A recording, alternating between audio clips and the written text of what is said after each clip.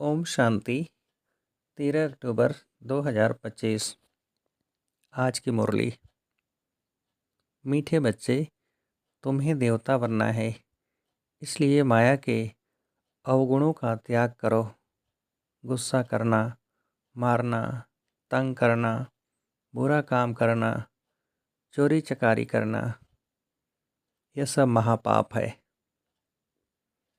प्रश्न: इस ज्ञान में कौन से बच्चे तीखे जा सकते हैं? घाटा किन्हें पड़ता है?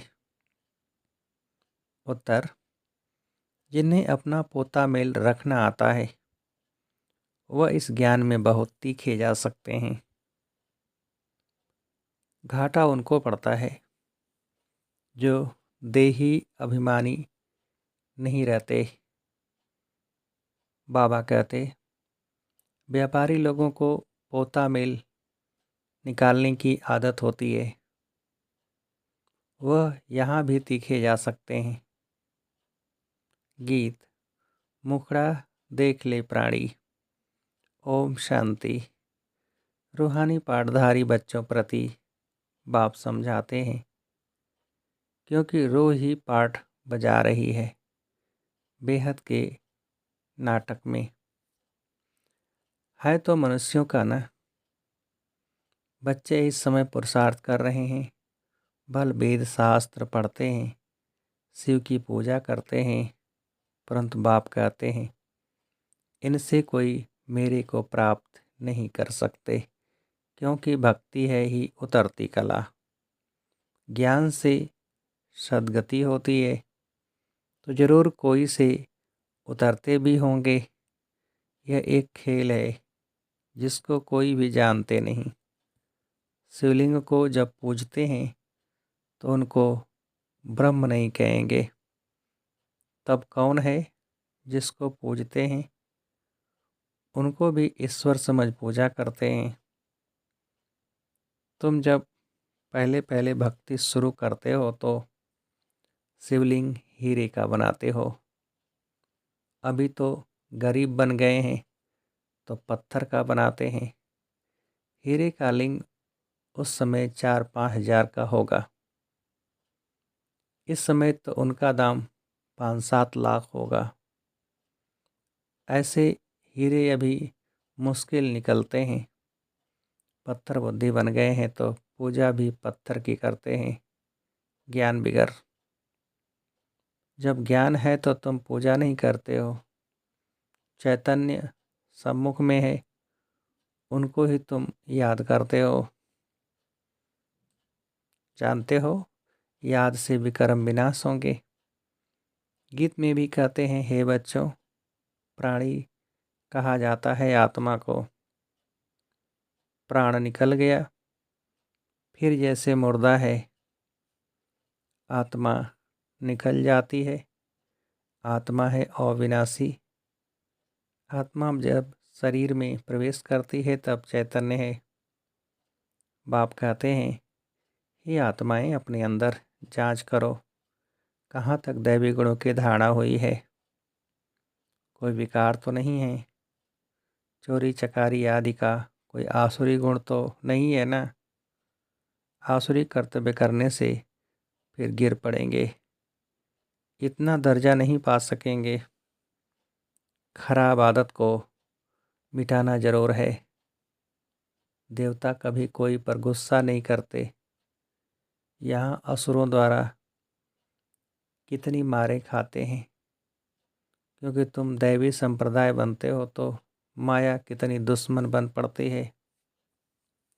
माया के अवगुण काम करते हैं। मारना, तंग करना, बुरा काम करना, यह सब पाप है। तुम बच्चों को तो बहुत शुद्ध रहना, शुद्ध खाना चाहिए, शुद्ध रहना चाहिए। चोरी चकारी आदि करना तो महान पाप है। बाप से तुम प्रतिज्ञा करते आए हो, बाबा मेरा तो आप एक, दूसरा न कोई। हम आपको ही याद करेंगे। भक्ति मार्ग में भल गाते हैं, परंतु उनको पता नहीं है कि याद से क्या होता है। वह तो बाप को जानते ही नहीं। एक तरफ कहते हैं नाम रूप से न्यारा है, दूसरे तरफ फिर लिंग की पूजा करते हैं। तुमको अच्छी रीति समझकर फिर समझाना है। बाप कहते हैं यह भी जज करो कि महान आत्मा किसको कहा जाए। श्री कृष्ण जो छोटा बच्चा स्वर्ग का प्रिंस है, वह महात्मा है या आजकल के कलयुगी मनुष्य? वह विकार से पैदा नहीं होता है ना, वह है निर्विकारी दुनिया। यह है विकारी दुनिया। निर्विकारी को बहुत टाइटल दे सकते हैं, विकारी का क्या टाइटल है? श्रेष्ठाचारी तो एक बाप ही बनाते हैं। वह है सबसे ऊंचते ऊंच, और सब मनुष्य पाठधारी हैं तो पाठ में जरूर आना पड़े। सतयुग है श्रेष्ठ मनुष्यों की दुनिया। जानवर आदि सब श्रेष्ठ हैं। वहाँ माया रावण ही नहीं, वहाँ ऐसे कोई तमोगुणी जानवर होते नहीं। सतयुग में तो विकार का नाम नहीं। फिर वहाँ बच्चे कैसे पैदा होते हैं, ये भी तुम बच्चे जानते हो। वहाँ विकार होते नहीं, वहाँ है ही योग बल। बाप कहते हैं तुमको देवता बनाते हैं तो अपनी जांच पूरी करो। मेहनत बिगर विश्व का मालिक थोड़े ही बन सकते। जैसे तुम्हारी आत्मा बिंदी है, वैसे बाप भी बिंदी है। इसमें मूझने की कोई दरकार नहीं है। कोई कहते हैं हम देखें, बाप कहते हैं देखने वालों की तो तुमने बहुत पूजा की, फायदा कुछ भी हुआ नहीं। अब यथार्थ रीति मैं तुमको समझाता हूँ। मेरे में सारा पाठ भरा हुआ है। सुप्रीम सोल हूँ ना, सुप्रीम फादर। कोई भी बच्चा अपने लौकिक बाप को ऐसे नहीं कहेंगे, एक को ही कहा जाता है। सन्यासियों को तो बच्चे हैं नहीं जो बाप कहें। यह तो सब आत्माओं का बाप है जो वर्षा देते हैं। उन्हों का कोई गृहस्थ आश्रम तो ठहरा नहीं। बाप बैठ समझाते हैं तुमने ही 84 जन्म भोगे हैं। पहले पहले तुम सतो प्रधान थे, फिर नीचे उतरते आए हो। अभी कोई अपने को सुप्रीम थोड़े ही कहेंगे, अभी तो नीच समझते हैं। बाप बार बार समझाते हैं मूल बात कि अपने अंदर देखो कि हमारे में कोई विकार तो नहीं है। रात को रोज अपना पोता मेल निकालो। व्यापारी हमेशा पोता मेल निकालते हैं, गवर्नमेंट सर्वेंट पोता मेल नहीं निकाल सकते। उन्हों को तो मुकर्रर तनख्वाह मिलती है। इस ज्ञान मार्ग में भी व्यापारी तीखे जाते हैं, पढ़े लिखे ऑफिसर्स इतना नहीं। व्यापार में तो आज 50 कमाया कल 100 कमाएंगे, कभी घाटा भी व्यवसाय हो जाएगा। गवर्नमेंट सर्वेंट की फिक्स पे होती है। इस कमाई में भी अगर देही अभिमानी नहीं होंगे तो घाटा पड़ जाएगा।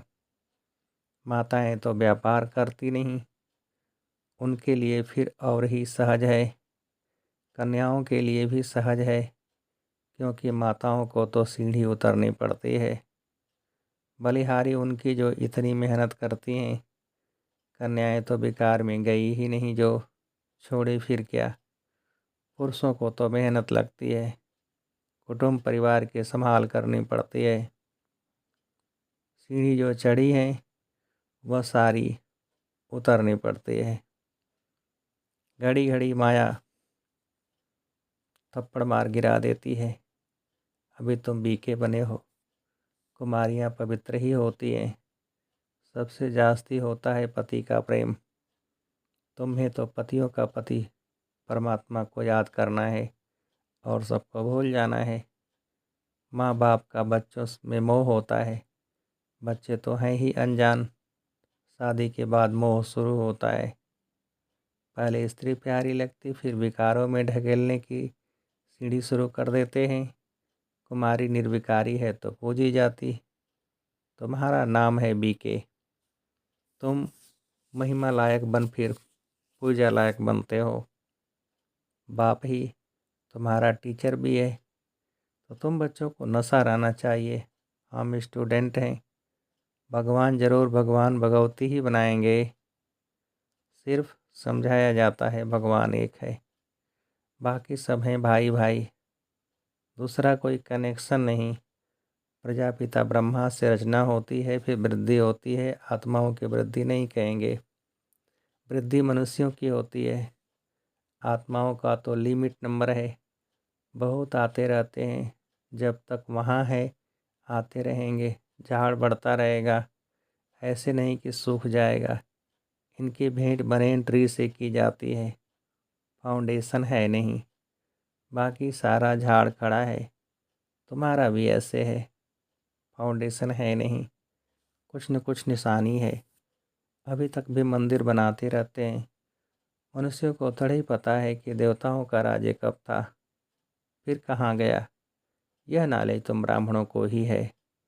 मनुष्यों को यह मालूम नहीं कि परमात्मा का स्वरूप बिंदी है। गीता में लिख दिया है कि वह अखंड ज्योति स्वरूप है। आगे बहुतों को साक्षात्कार होता था, भावना अनुसार बहुत लाल लाल हो जाते थे, बस हम नहीं सहन कर सकते। अब वो तो साक्षात्कार था। बाप कहते हैं साक्षात्कार से कोई कल्याण नहीं। यहाँ तो मुख्य है याद की यात्रा। जैसे पारा खिसक जाता है ना, याद भी घड़ी घड़ी खिसक जाती है। कितना चाहते हैं बाप को याद करें, फिर और ख्याल आ जाते हैं। इसमें ही तुम्हारी रेस है। ऐसे नहीं कि फट से पाप मिट जाएंगे, समय लगता है। कर्मातीत अवस्था हो जाए तो फिर यह शरीर ही न रहे, परंतु अभी कोई कर्मातीत अवस्था को नहीं पा सकते हैं, फिर उनको सतयुगी शरीर चाहिए। तो अब तुम बच्चों को बाप को ही याद करना है। अपने को देखते रहो, हमसे कोई बुरा काम तो नहीं होता है। पोता मिल जरूर रखना है, ऐसे व्यापारी झट साहूकार बन सकते हैं। बाप के पास तो नॉलेज है, वह दे रहे हैं। बाप कहते हैं मेरी आत्मा में यह ज्ञान नोदा हुआ है, वो तुमको वही बोलेंगे जो कल पहले ज्ञान दिया था। बच्चों को ही समझाएंगे और क्या जाने। तुम इस सृष्टि चक्र को जानते हो, इसमें सब एक्टर्स का पार्ट नोदा हुआ है। बदल सदल नहीं सकता, न कोई छुटकारा पा सकता। हाँ, बाकी समय मुक्ति मिलती है। तुम तो ऑल राउंड हो, 84 जन्म लेते हो। बाकी सब अपने घर में होंगे, फिर पिछाड़ी में आएंगे।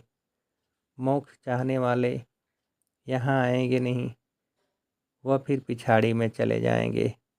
ज्ञान कभी सुनेंगे नहीं, मच्छरों सदृश आए और गए। तुम तो ड्रामा अनुसार पढ़ते हो, जानते हो बाबा ने 5000 वर्ष पहले भी ऐसे राजयोग सिखाया था। तुम फिर औरों को समझाते हो कि शिव बाबा ऐसे कहते हैं। अभी तुम जानते हो हम कितने ऊंच थे, अब कितने नीच बने हैं। फिर बाप ऊंच बनाते हैं तो ऐसे पुरुषार्थ करना चाहिए ना। यहाँ तुम आते हो रिफ्रेश होने, इसका नाम ही पड़ा है मधुबन। तुम्हारे कलकत्ता व बॉम्बे में थोड़े ही मुरली चलाते हैं, मधुबन में ही मुरली बाजे। मुरली सुनने के लिए बाप के पास आना होगा रिफ्रेश होने। नई नई पॉइंट्स निकलती रहती है। सम्मुख सुनने में तो फील करते हो बहुत फर्क रहता है। आगे चल बहुत पार्ट देखने हैं। बाबा पहले पहले सब सुना दे तो टेस्ट निकल जाए। आहिस्ते आहिस्ते इमर्ज होता जाता है। एक सेकंड न मिले दूसरे से। बाप आए हैं रूहानी सेवा करने, तो बच्चों का भी फर्ज है रूहानी सेवा करना। कम से कम यह तो बताओ, बाप को याद करो और पवित्र बनो। पवित्रता में ही फेल होते हैं, क्योंकि याद नहीं करते हैं। तुम बच्चों को बहुत खुशी होनी चाहिए। हम बेहद के बाप के सम्मुख बैठे हैं, जिसको कोई भी नहीं जानते। ज्ञान का सागर वह शिव बाबा ही है। देहधारी से बुद्धि योग निकाल देना चाहिए। शिव बाबा का यह रथ है। इनका रिगार्ड नहीं रखेंगे तो धर्मराज द्वारा बहुत डंडे खाने पड़ेंगे। बड़ों का रिगार्ड तो रखना है। आदिदेव का कितना रिगार्ड रखते हैं? जड़ चित्र का इतना रिगार्ड है तो चैतन्य का कितना रखना चाहिए? अच्छा, मीठे मीठे सिकेल बच्चों प्रति माता पिता बाप दादा का याद प्यार और गुड मॉर्निंग। रूहानी बाप की रूहानी बच्चों को नमस्ते। हम रूहानी बच्चों की रूहानी बाप को नमस्ते। धारणा के लिए मुख्य सार। पहली पॉइंट, अंदर में अपनी जांच कर दैवी गुण धारण करने हैं। खराब आदतों को निकालना है। प्रतिज्ञा करनी है, बाबा हम कभी भी बुरा काम नहीं करेंगे। दूसरी पॉइंट, कर्मातीत अवस्था को प्राप्त करने के लिए याद की रेस करनी है। रूहानी सेवा में तत्पर रहना है। बड़ों का रिगार्ड रखना है। वरदान, फॉलो फादर के पाठ द्वारा मुश्किल को सहज बनाने वाले तीव्र पुरुषार्थी भव। विस्तार, मुश्किल को सहज बनाने व लास्ट पुरुषार्थ में सफलता प्राप्त करने के लिए पहला पाठ है फॉलो फादर। यह पहला पाठ ही लास्ट स्टेज को समीप लाने वाला है। इस पाठ से अभुल एक रस और तीव्र पुरुषार्थी बन जाएंगे, क्योंकि किसी भी बात में मुश्किल तब लगता है जब फॉलो करने के बजाय अपनी बुद्धि चलाते हो। इससे अपने ही संकल्प के जाल में फंस जाते हो। फिर समय भी लगता है और शक्ति भी लगती है। अगर फॉलो करते जाओ तो समय और शक्ति दोनों बच जाएंगी, जमा हो जाएगी। स्लोगन, सच्चाई सफाई को धारण करने के लिए अपने स्वभाव को सरल बनाओ। अव्यक्त सारे, स्वयं और सर्व के प्रति मनसा द्वारा योग की शक्तियों का प्रयोग करो। जितना स्वयं को मनसा सेवा में बिजी रखेंगे उतना सहज मायाजीत बन जाएंगे। सिर्फ स्वयं के प्रति भावुक नहीं बनो, लेकिन औरों को भी शुभ भावना और शुभ कामना द्वारा परिवर्तित करने की सेवा करो। भावना और ज्ञान, स्नेह और योग दोनों का बैलेंस हो। कल्याणकारी तो बने हो, अब बेहद विश्व कल्याणकारी बनो। अच्छा, ओम शांति।